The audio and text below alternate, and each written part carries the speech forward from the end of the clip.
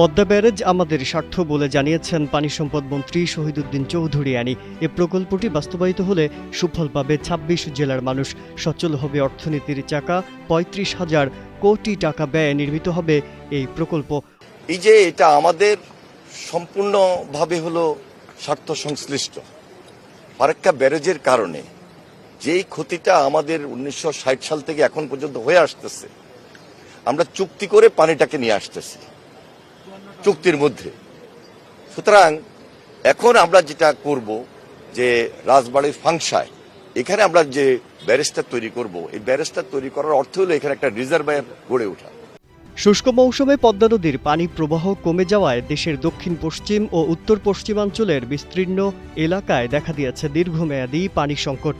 এসবের মোকাবিলায় বহুমুখী পদ্মা ব্যারেজ নির্মাণের উদ্যোগ নিয়েছে সরকার। পদ্মা ব্যারেজ প্রকল্পে কৃষি ও সেচ সুবিধা সম্প্রসারণ হবে, উপকূলীয় অঞ্চলে লবণাক্ততা বৃদ্ধি রোধ করা, নদীর নাব্যতা বৃদ্ধি সহ পানির ধারণ ক্ষমতা বৃদ্ধি, অর্থনৈতিক উন্নয়নে প্রায় ৭ কোটি মানুষ সুবিধার আওতায় আসা সহ দক্ষিণ পশ্চিমাঞ্চলের পরিবেশগত বিপর্যয় রোধ করা সম্ভব হবে।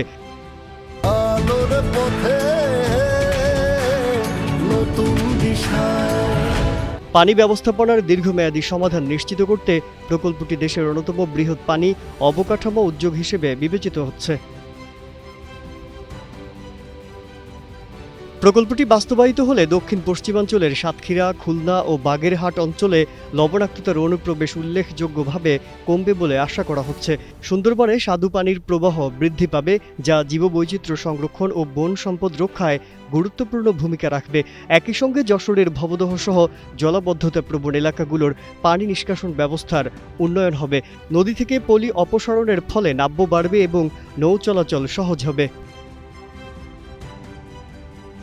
প্রকল্প সংশ্লিষ্টরা বলছেন, এটি শুধু একটি ব্যারেজ নির্মাণ প্রকল্প নয়, বরং দেশের দক্ষিণ পশ্চিমাঞ্চলের পানি, কৃষি, পরিবেশ, নৌ চলাচল ও অর্থনীতিকে ঘিরে দীর্ঘমেয়াদী পুনরুদ্ধার পরিকল্পনা। ফারাক্কার প্রভাবে ক্ষতিগ্রস্ত নদী ও জনপদের জন্য এটি হতে পারে একটি নতুন সম্ভাবনার দ্বার।